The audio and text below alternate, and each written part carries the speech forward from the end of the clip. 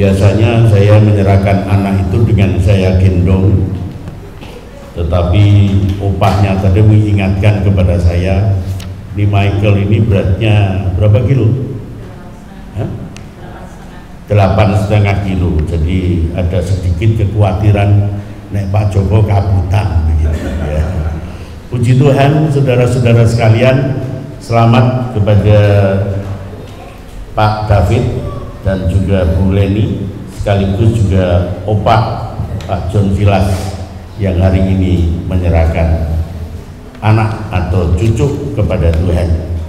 Nah, saudara-saudara sekalian, saya langsung akan menyampaikan firman Tuhan, dan karena ini penyerahan anak, maka saya mempersiapkan yang sesuai dengan hari ini, yaitu mengenai anak di hadapan Tuhan dan juga di hadapan kita sekalian. Kita membaca bersama-sama dari Markus pasal yang ke-10 ayat 13 sampai ayat 16. Kitab Injil Markus pasal 10 ayat 13 sampai ayat 16. Yesus memberkati anak-anak. Lalu orang membawa anak-anak kecil kepada Yesus supaya ia menjamah mereka. Akan tetapi murid-muridnya memarahi orang-orang itu. Ketika Yesus melihat hal itu, ia marah dan berkata kepada mereka, "Biarlah anak-anak itu datang kepadaku, jangan menghalang-halangi mereka, sebab orang-orang yang seperti itulah yang empunya kerajaan Allah. Aku berkata kepadamu, sesungguhnya barang siapa tidak menyambut kerajaan Allah seperti seorang anak kecil, ia tidak akan masuk ke dalamnya." Lalu ia memeluk anak-anak itu dan sambil meletakkan tangannya atas mereka, ia memberkati mereka. Ya, saudara-saudara percaya kalau anak itu adalah anugerah dari Tuhan. Amin, semua ya. Iya. Mas David dan Bu Leni tentu yakin betul bahwa Michael ini adalah anugerah yang kedua ya dalam hidup rumah tangga mereka. Namun saudara-saudara sekalian, tahukah saudara bahwa dunia ini terus mengalami perubahan dalam segala macam sektor atau dalam segala macam segi, termasuk juga cara pandang daripada manusia terhadap anak-anak. Ini juga sudah mulai mengalami pergeseran nilai yang terjadi, saudara-saudara sekalian. Ya. Ada sebuah krisis yang disebut dengan krisis demografi. Apa itu? Satu krisis yang terjadi di sebuah negara, di mana negara itu populasi manusianya menurun secara drastis, sehingga mereka kekurangan warga negara. Dan ini sekarang terjadi di beberapa negara, saudara-saudara sekalian, termasuk di dalamnya adalah Korea Selatan, Cina, kemudian sekarang menjalar ke Italia, kemudian juga Jepang, lalu Swedia. Beberapa negara di barat mengalami hal ini. Pemerintahnya risau, saudara-saudara sekalian, karena penduduknya bukan semakin banyak tapi semakin sedikit. Semakin sedikit itu juga membuat negaranya, pemerintahnya bingung. Beberapa tahun yang lalu sebelum pandemi, saudara-saudara, dalam kesempatan saya yang keempat ke Korea Selatan, saya mengikuti dan saya melayani di sebuah gereja yang cukup besar, ribuan orang yang hadir pada waktu itu, saudara-saudara, dan ada acara penyerahan anak seperti pagi hari ini. Setelah penyerahan anak dilakukan, saudara-saudara sekalian, Maka majelis gereja itu membawa sebuah map seperti ini. Pak Samuel bisa, iya, map seperti itu. Kemudian diserahkan kepada kedua orang tuanya. Saya berpikir, biasa, di gereja saya di Isa Al-Masih juga setelah penyerahan anak nanti diberikan map seperti ini, ya. Tetapi saudara-saudara sekalian, apa ternyata yang diserahkan oleh pihak gereja kepada orang tua? Ternyata sertifikat tanah dan rumah. Jadi orang tua yang menyerahkan anak kepada Tuhan di dalam gereja itu mendapatkan hadiah rumah baru, saudara-saudara sekalian. Mas David jangan khawatir soal sertifikat, nanti akan mendapatkan sertifikat juga, ya toh? Soal berbeda itu masalah lain, tetapi itu yang terjadi di Korea Selatan. Kenapa seperti itu? Karena pemuda-pemudi gereja, pasangan-pasangan muda di gereja itu sudah banyak sekali yang tidak pengen punya anak. Mereka menikah tapi nggak pengen punya anak, karena mereka banyak yang berpikir anak itu merusui, anak itu bikin repot, anak itu bikin sulit, ora iso lunga nang dindi. Saya khawatir ini menjalar di Indonesia, khawatir saya, ya. Anak bikin repot, ya. Orang tuanya ditanya, anakmu siji repot ora. Tapi di belakangnya saudara-saudara ada yang angkat tangan, aku sing repot. Siapa sing repot? Baik, ya toh. Sing repot siapa? Baik. Opah sama omah sing repot.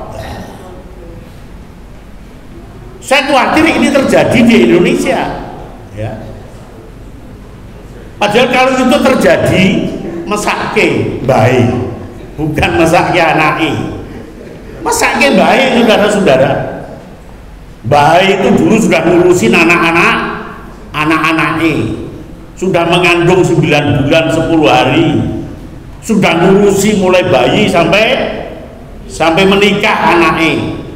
Anaknya menikah punya anak, saya ngurusi bayi mana, saudara-saudara sekalian. Padahal waktunya bayi ini jalan-jalan berdua, ya toh, menikmati masa pensiun, kan mestinya gitu, saudara-saudara. Saya khawatir tapi ya semoga tidak terjadi. Yang terjadi di sana jauh, sana sini nggak ada, saudara-saudara. Ya. Jadi ada sebuah krisis tentang nilai. Anak itu sudah rasanya bukan karunia Tuhan itu cuma komoditas biasa saja anak itu. Ngerepoti. Nah, saudara-saudara, terjadi di mana? Beberapa negara sudah. Hal ini sudah terjadi. Ada satu istilah namanya surogasi. Apa itu, saudara? Surogasi ini secara legal ada di satu negara yang sedang perang sekarang, yaitu Ukraina, saudara-saudara. Surogasi ini adalah pinjam tempat untuk anak. Yang dipinjamkan apa? Perut, rahim seorang wanita itu dipinjamkan, disewakan untuk nanti jabang bayi dari pasangan lain itu lahir dari dia. Karena apa? Hamil itu juga repoti, ya toh? Hamil itu juga susah, nang dindi gowo dram, ya toh? Susah, saudara-saudara. Wis tak titipke wae.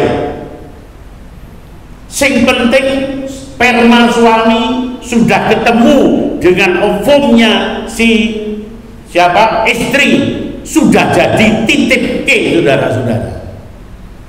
dengan bayaran 150 juta rupiah sepanjang kehamilan. Murah dong? Di Ukraina, saudara-saudara. Anaknya siapa, saudara-saudara? Anaknya Pak David karo Pak Buleri.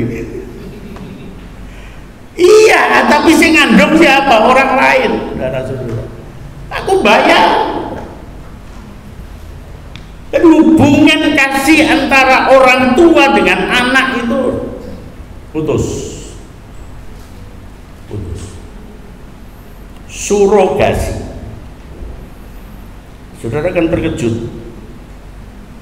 Desember 2020 itu digerebek sebuah pabrik manusia. Pabrik apa? Pabrik manusia, saudara. Nah, apa yang ada di dalamnya, saudara-saudara? Perempuan-perempuan, ratusan perempuan, saudara-saudara sekalian. Dan ratusan perempuan itu meteng kabeh, hamil semua. Dan sing menghamili siapa, saudara-saudara? Pria-pria khusus yang disewa untuk menghamili wanita-wanita ini. Dipelihara di dalam gudang itu, saudara-saudara.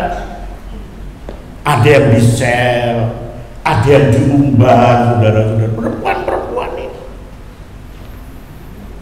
Itu persis seperti, atau mungkin juga terinspirasi dengan sebuah film. Mungkin saudara pernah mendengar atau melihat film yang judulnya The Herd, HERD, kumpulan, saudara-saudara. Sekumpulan apa? Sekumpulan perempuan-perempuan yang dihamili. Itu filmnya, saudara-saudara. Setelah melahirkan semua, didol bayi ini, saudara. Dijual kemana-mana. Banyak yang butuh bayi, saudara-saudara. Dijual kemana-mana. Kemudian setelah ibunya melahirkan, nuwun sewu, ya, susunya diperah kayak susu sapi itu, saudara. Pakai selang itu, saudara. Diperah, ditadai, digopok, didol. Hati-hati, saudara, kalau minum susu, jangan susu dari sini, siapa tahu, ya. Itu di dalam film. Dan ternyata, saudara, dalam dunia nyata itu di satu negara namanya Nigeria terjadi seperti itu. Ya, anak ini anugerah atau bukan? Satu lagi, saudara, ada istilah ectolife. Ectolife itu apa? Ectolife adalah alat berbentuk kapsul, saudara-saudara sekalian, yang sedang dikembangkan di dua negara sekarang, di Cina dan di Jerman, di mana kapsul-kapsul ini itu mampu nanti menghasilkan dalam 1 tahun 30.000 bayi. Nah, kapsul itu untuk apa, saudara-saudara sekalian? Untuk membuat dan membesarkan bayi sampai dengan lahirnya. Jadi pembuahan yang terjadi kemudian ditaruh di dalam kapsul. Kalau tadi di Ukraina ditaruh di rahim ibu lain, tapi yang ini ditaruh di dalam kapsul. Bikin manusia di situ, saudara-saudara sekalian. Dan ini sedang dikembangkan, walaupun secara resmi itu belum, tapi saya nggak tahu sing jenenge negara Cina itu apa sing ra iso, saudara. Kabeh iso, saudara, gawe matahari bisa. Ini keadaan pada waktu sekarang. Lalu masih ditambah lagi dengan kebiasaan hamil tanpa hubungan seksual, hamil tanpa hubungan seksual. Tinggal beli saja di bank sperma. Kenapa kok seperti itu, saudara? Hubungan seks itu udah gak ada artinya. Wis ora rasane apa-apa, masih mending jalan-jalan ke mall, orang nuntun bojone tapi nuntun boneka. Nuntun boneka dijak kemana-mana, orang njaluk apa-apa. Nek ngejak nyonyai sing dijaluk macam-macam. Nah, boneka itu sih dijak sembarang, saudara-saudara sekalian. Mau dikeloni bengi, ento, dikeloni awan, ento. Lebih memuaskan dari para istri. Lalu istrinya gimana? Kepuasannya bagaimana? Kalau nggak hubungan seks, oh gampang, alat macam-macam, gitu. Alat macam-macam untuk memuaskan diri sendiri. Ini sudah merupakan apa? Pergeseran nilai. Tapi hari ini saya sudah bertanya bahwa anak adalah anugerah Tuhan. Amin.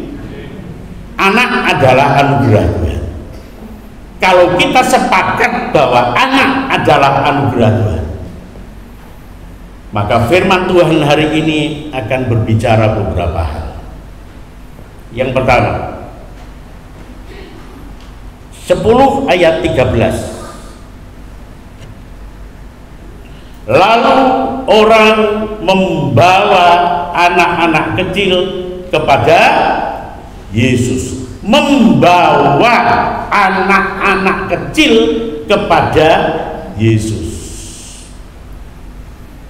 Tugas orang tua adalah membawa anak kepada Yesus. Membawa itu ditulis dalam bahasa Yunani prosphero. Artinya adalah memegang, mengangkat sambil membawa ke mana? Ke Yesus. Mengangkat, membawa kepada Yesus. Jadi siapa yang aktif? Orang tua. Orang tua harus secara aktif untuk membawa kepada Yesus. Karena anak ini adalah dari Yesus. Anak ini milik Yesus.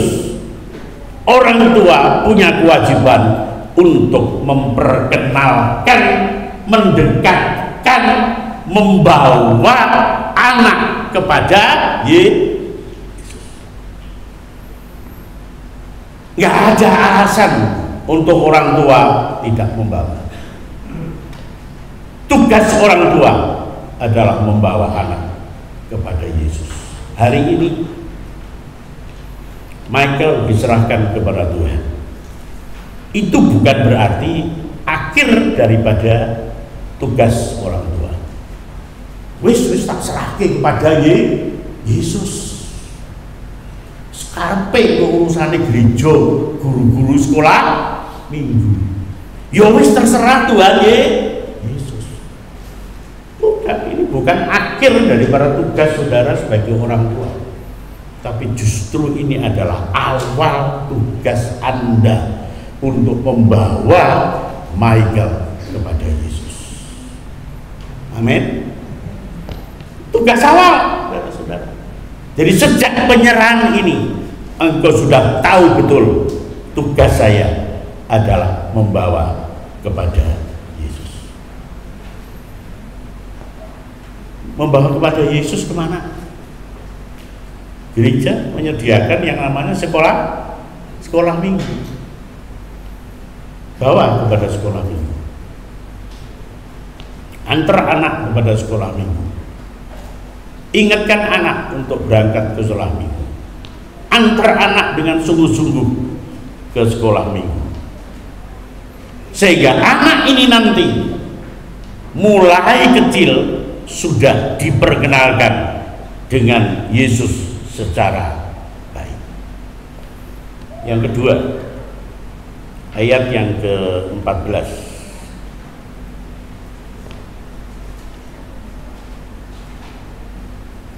Ketika Yesus melihat hal itu, ia marah berkata kepada mereka, biarkan anak-anak itu datang kepadaku, jangan menghalang-halangi mereka. Jangan menghalang-halangi mereka, apofraso. Jangan menghalang-halangi mereka.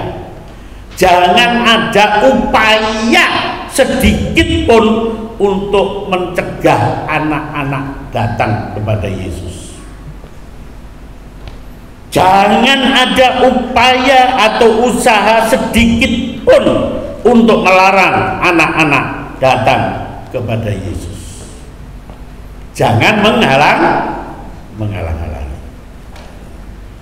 Ini tugas kedua daripada orang tua. Jangan menghalang-halangi, tapi berikan akses seluas-luasnya untuk anak ini datang kepada Yesus. Kadang-kadang orang tua nggak sadar bahwa orang tua sudah menghalang-halangi anak untuk anak datang kepada Yesus. Anaknya digenjot untuk matematika, anaknya digenjot untuk bahasa Mandarin, anaknya digenjot untuk bahasa Inggris. Wah, tiap-tiap hari,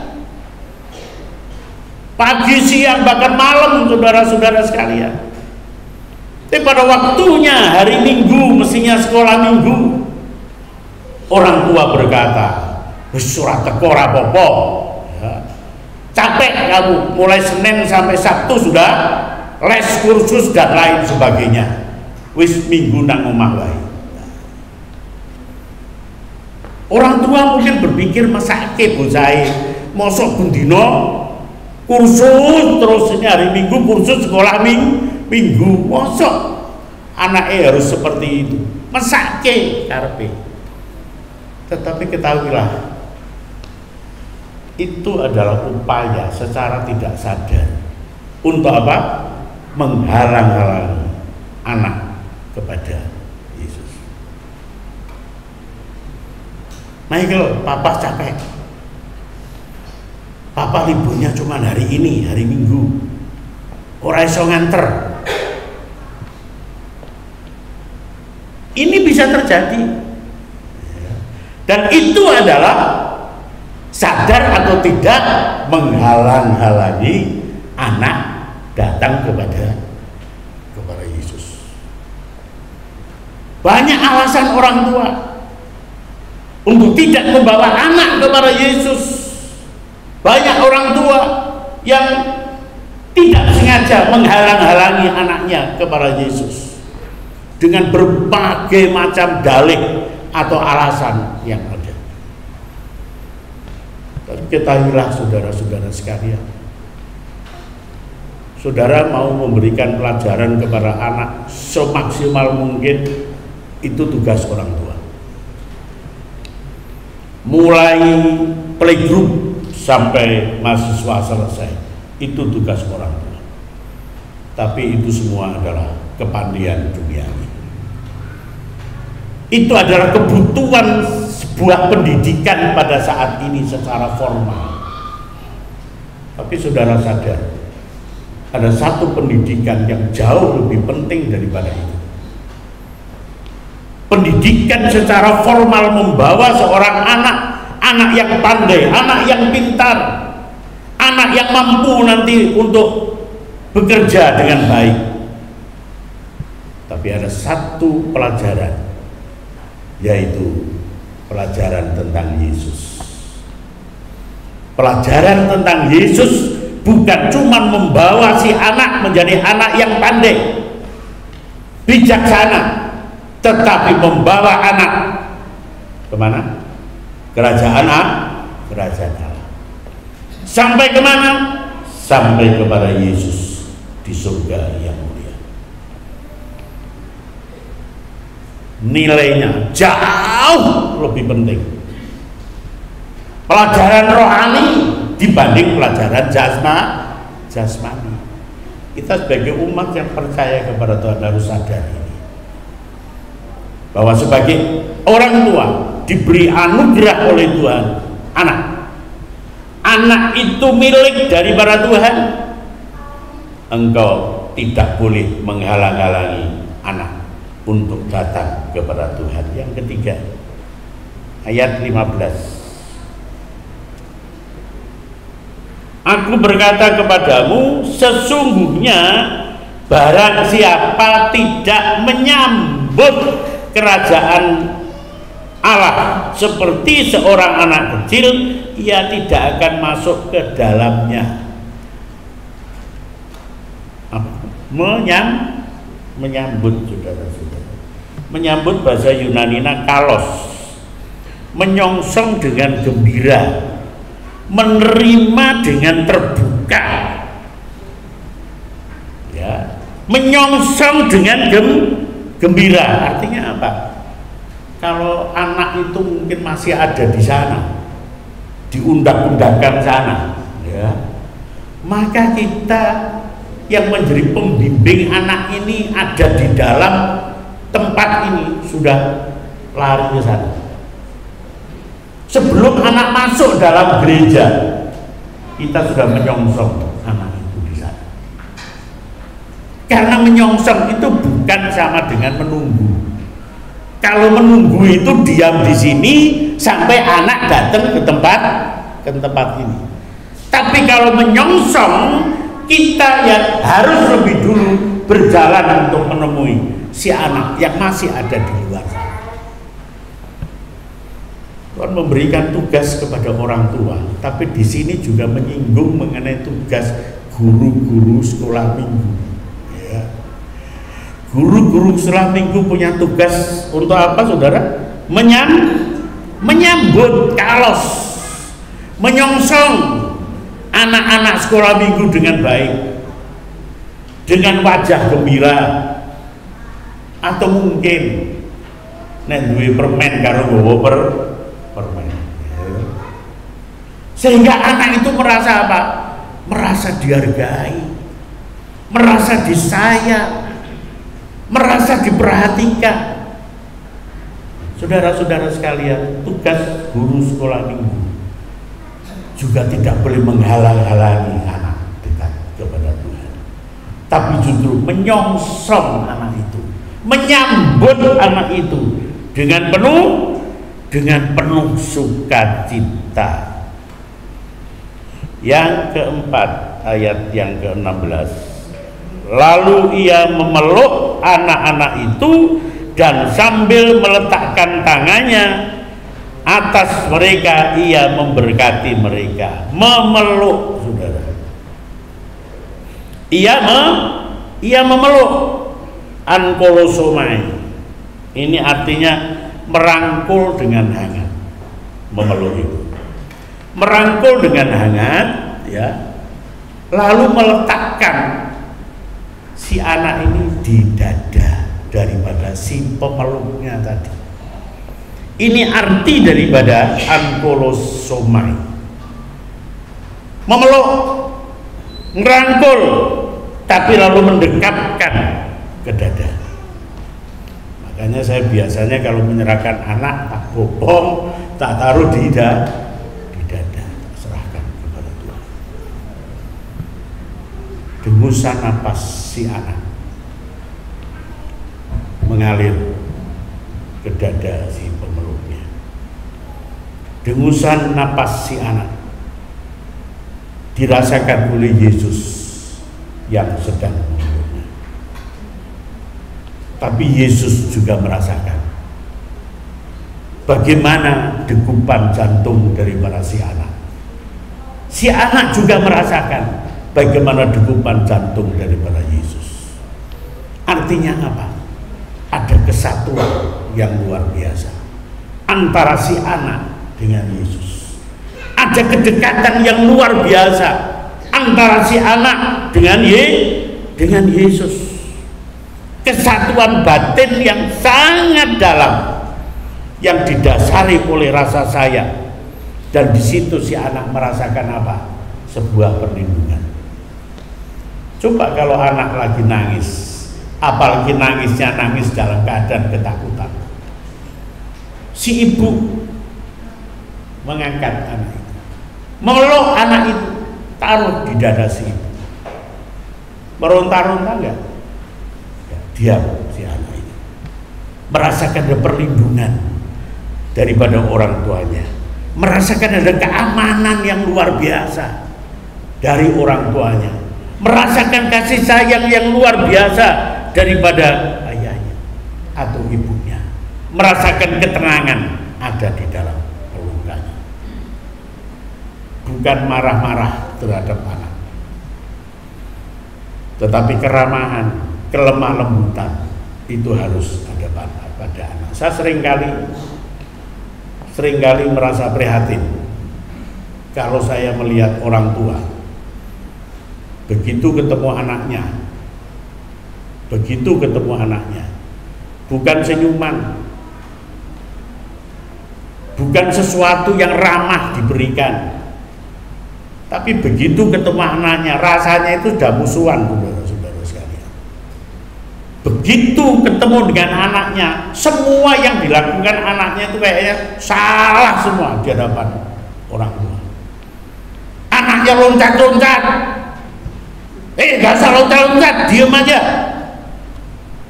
Anaknya mainan pasir, gak usah mainan pasir, kotor.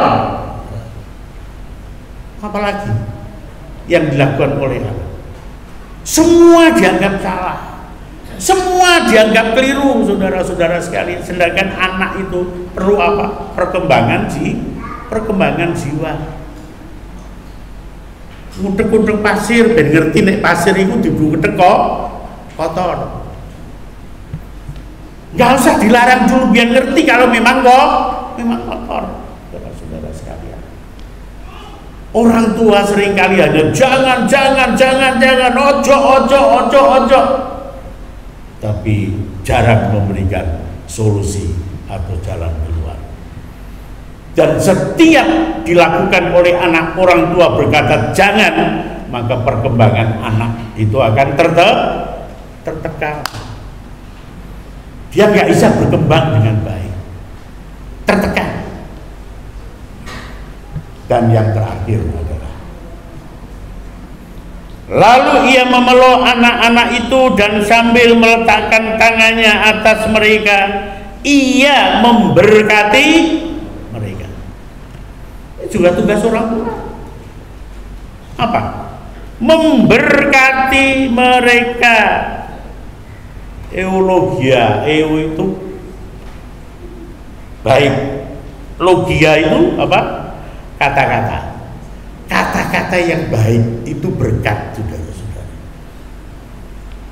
Memberkati, eulogia, baik kata-katanya. Kata-kata baik itu memberkati. Siapa yang nggak mau diberkati oleh Tuhan? Lewat penyerahan anak ini ada berkat Tuhan dicurahkan. Lewat ibadah ini berkat Allah dicurahkan. Ia memberkati anak itu. Dan berkat dari para Tuhan itu, saudara-saudara sekalian, berkat rohani, berkat jiwani, berkat jasmani. Tuhan memberikan lengkap berkat dalam hidup kita, ketenangan dalam jiwa kita, kecukupan bahkan kelimpahan dalam hidup ekonomi kita, keselamatan Tuhan berikan kepada kita. Lalu bagaimana tugas orang tua? Tugas orang tua juga sama, memberkati anak. Biasakan anak kalau pergi, tumpang tangan, berkat Tuhan. Kalau Bu Leni dulu biasa berkat dalam, setiap anak mau berangkat doakan dulu, berkati dulu. orang tua. Jangan kita puas anak sudah bisa berdoa untuk makan. Anak mau makan, Ayus mau makan, makasih, amin. Orang tua udah senangnya bukan main. Ayus itu apa tuh? Tuhan Yesus itu. Ayus makasih mau makan, amin. Itu orang tua udah senangnya bukan main. Tapi apakah sampai di situ? Kita memberkati anak cuman bisa berdoa seperti itu. Berkat dari para orang tua membawa anak-anak bukan cuma sampai di situ. Mau tidur, siap dengan firman Tuhan untuk anak. Waktu mau makan bareng, siap firman Tuhan buat anak. Tuhan udah pesan kepada Yosua ya, sampaikanlah firman Allah itu, katakanlah firman Allah itu kepada anak-anak kapan, saudara? Siang dan malam, agar supaya anak-anak ini kelak nggak berbelok ke kiri, nggak berbelok ke kanan. Yosua sudah dipesan oleh firman Tuhan untuk lakukan itu. Orang tua juga mengajarkan firman Tuhan kepada anak-anak, karena itu adalah berkat, saudara-saudara sekalian. Itu adalah berkat. Pulang dari sekolah, berkat Tuhan. Orang tua angkat tangan kepada anak, berkat Tuhan. Sangu penting, makanan buat di sekolah penting, tapi berkat Allah lewat orang tua jauh lebih penting. Amin. Tuhan memberkati. Shalom, selamat pagi Bapak Ibu yang dikasihi Tuhan. Mari kita akan bersama-sama untuk pengumuman pada pagi hari ini. Pertama-tama kami atas nama Gembala Jemaat Majelis Jemaat Tuhan Pilihan Jodoh Kusumo mengucapkan banyak terima kasih kepada Bapak Pendeta Joko Purnomo yang telah melayani kami di tempat ini. Kiranya doa kami Bapak Pendeta dimanapun Bapak Pendeta berada, pelayanan Bapak Pendeta semakin luar biasa kepada Tuhan. Yang kedua, kami mengucapkan selamat kepada keluarga Bapak David yang telah menyerahkan putra terkasihnya Michael. Doa kami Michael semakin dikasihi Tuhan dan Bapak Ibu semakin semangat untuk merawat dan membawa Michael semakin dekat kepada Tuhan. Begitu juga dengan opanya, saya mengucapkan selamat datang kepada Opa Silas.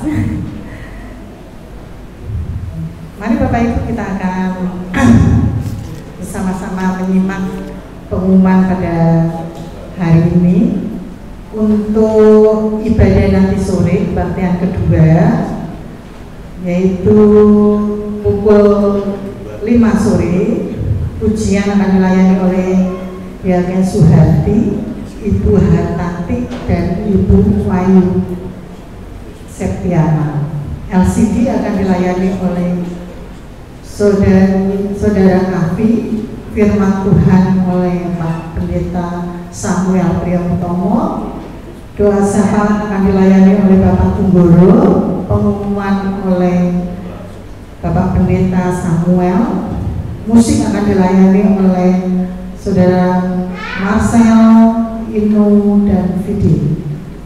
Untuk besok, yaitu ibadah minggu depan, minggu tanggal 21 Mei 2023, seperti biasa ada dua ibadah, yaitu dua ibadah pagi dan ibadah sore.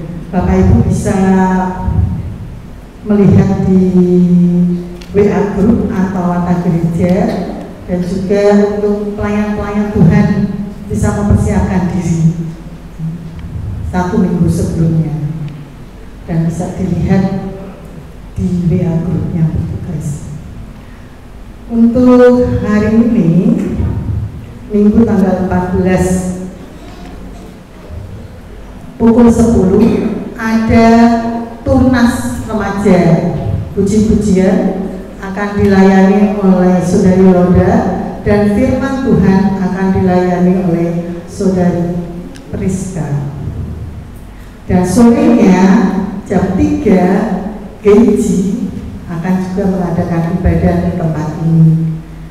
Monggo yang Bapak Ibunya punya anak-anak yang masih remaja nanti jam 10, dan anak-anak yang sudah agak besar, SMP, SMA, bahkan yang sudah kuliah bisa ikut Geji jam 3.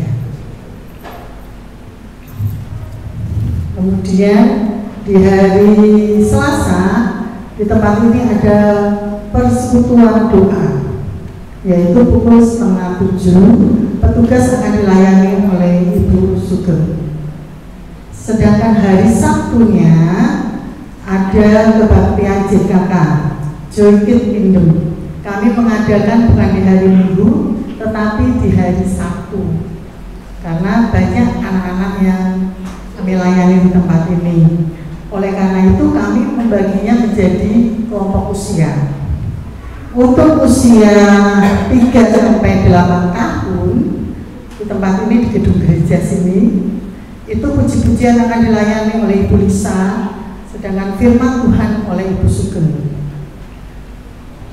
Sedangkan untuk usia yang 9 sampai 11 tahun itu di lantai 3 di atas. Puji-pujian akan dilayani oleh Ibu Wiji Lestari, sedangkan firman Tuhan oleh Saudari Ima.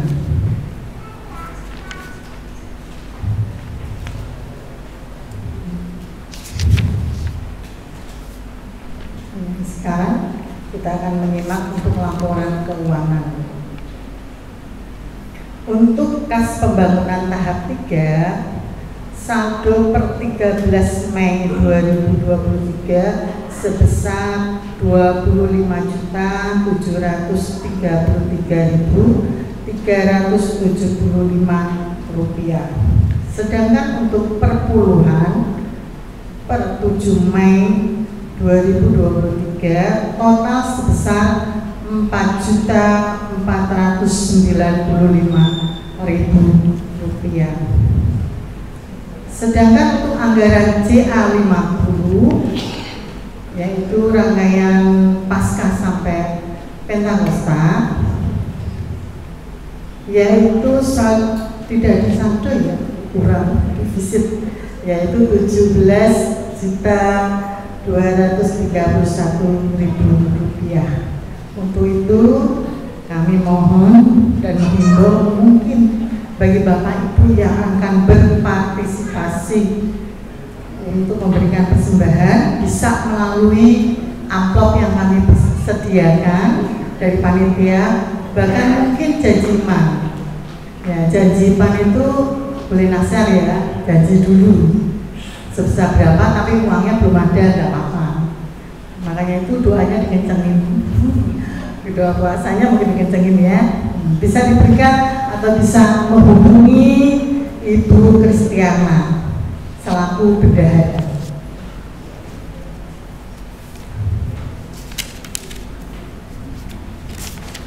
Untuk rangkaian ibadah PDP selama 8 hari berturut-turut, ya, kita bisa menyimak bersama-sama. Diawali di hari Jumat, yaitu tanggal 19 Mei 2023 jam 6:30. Tema apa itu Roh Allah. Pujian akan dilayani oleh Ibu Novita, Bapak Tunggoro, dan Saudari Indah. Musik akan dilayani oleh Saudara Stephen, Bapak Budi, dan juga Saudara Aldo. Untuk yang lainnya nanti Bapak Ibu bisa melihat di warna jemaat maupun di grup WA. Sekarang kita akan menyimak untuk warta khusus. Telah dibuka penerimaan pendaftaran murid baru PAUD Alpha. Persyaratannya ya, anak usianya 3 sampai 4 tahun, ada fotokopi akte kelahiran, fotokopi KK, fotokopi KTP orang tua, KMS, dan juga pas foto 3x4 lembar. Bagi Bapak Ibu yang memiliki putra putri yang berusia 3 sampai 4 tahun dan ingin mendaftarkan diri, bisa menghubungi Ibu Ina dengan nomor HP-nya sudah ada. Kemudian untuk nanti jam 11 ada ibadah PPKMD 1. PPK itu berarti kaum pria. Nah, biasanya dominnya bapak-bapak ya. Kaum pria yang remaja juga boleh dia tanya. Boleh ya, tidak dibatasi Pak Pendeta. Tidak dibatasi, kuotanya banyak. Jadi bisa hadir, yaitu nanti jam 11. Kita akan berangkat bersama-sama ke tempat ini, yaitu di Gereja Manyaran. Benar ya? Sedangkan kaum wanitanya, kaum wanita MD juga ada, tapi kotanya dibatasi, cuma 5 ya, yaitu pada hari Senin 15 Mei 2023 pukul 5, tempatnya di Gereja Jemaat Puja. Dan mungkin kita akan bersama-sama berangkat dari tempat ini, di gereja ini jam 4 sore. Kita sudah mulai berangkat dan berkumpul. Nanti akan dibimbing oleh Ibu Suharti, dia akan buat. Kemudian untuk ibadah kenaikan tanggal 18 2023, kita akan mulai jam 5.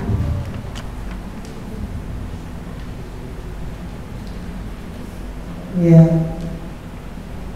Ujian akan dilayani oleh Bapak Purwoko, Ibu VP Kristiana, dan Saudari Dina. Musik akan dilayani oleh Saudara Stephen, Bapak Budi, dan juga Saudara Adu. Kiranya pengumuman cukup sekian dulu. Mungkin nanti kurang jelas bisa menghubungi Bapak Pendeta ataupun majelis yang ada di tempat ini. Terima kasih, Tuhan Yesus memberkati. Ya, Bapak Ibu sudah cek di penghujung acara. Kok saya lihat jam 8:04, bener gak sih? Oh, jam 8:10 malah ya. Wah, ini kesenangan ukur kalau jam segini sudah pulang ya. Nah, nanti saya minta tim pujian, tim musik bisa maju ke depan. Karena saya mau nyanyi satu lagu, boleh ya? Boleh lah ya. Oke, tim musik silakan ya. Ini kita akan menyanyi satu lagu, dan lagu saya itu lagu keroncong. Ya. Percaya nggak kira-kira saya nyanyi keroncong? Nggak percaya? Karena nggak percaya, saya panggil Yuni untuk bisa menyanyi untuk kita semua. Silakan Bu. Ya, terima kasih untuk keroncongnya ya, menggantikan saya ya, kalau saya keroncongan ya.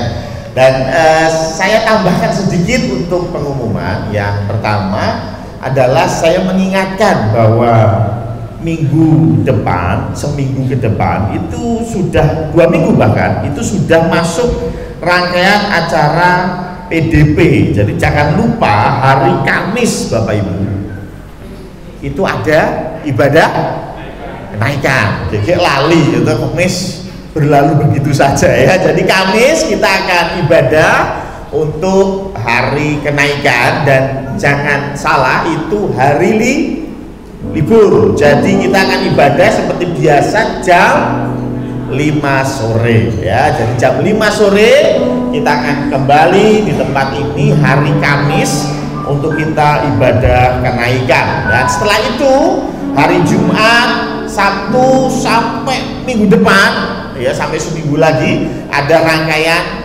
PDP, Pekan Doa Pentakosta ya, karena Isa Al-Masih itu Pentakosta ya Pak Jo ya, jadi ada doa 10 hari ya, jadi Bapak Ibu bisa hadir 6:30 setiap malam ya, itu Jumat ya, tapi untuk Kamis itu jam 5 kita akan ibadah kenaikan. Dan untuk yang kedua adalah yang latihan jangan pulang. Habis ibadah ini ada latihan untuk yang Pentakosta ya. Oh kenaikan, maaf, untuk yang kenaikan dan diharamkan untuk pulang ya. Jadi langsung saja, karena kalau pulang nanti kembalinya lama, dada harus manggil tuyul ya toh, kesuwen ya. Jadi nggak usah pulang, kita langsung latihan lebih cepat, lebih baik ya. Jadi itu tambahan pengumumannya. Saya kira itu ya cukup ya.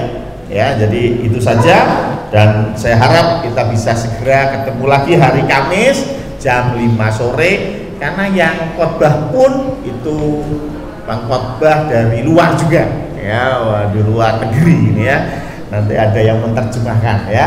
Jadi datang saja hari Kamis jam ya dari Amerika ya, lebih tepatnya Pasadena ya. Jadi itu jauh ya, dia datang ke sini untuk melayani kita ya hari Kamis. Jadi nanti bisa Pak Iwan di belakangnya terjemahkan dari bahasa Inggris langsung ke Jawa ya Pak Iwan ya, supaya kita lebih paham. Oke, kita akan tutup di dalam doa. Mari kita bangkit berdiri, kita akan bersyukur untuk ibadah pada hari ini.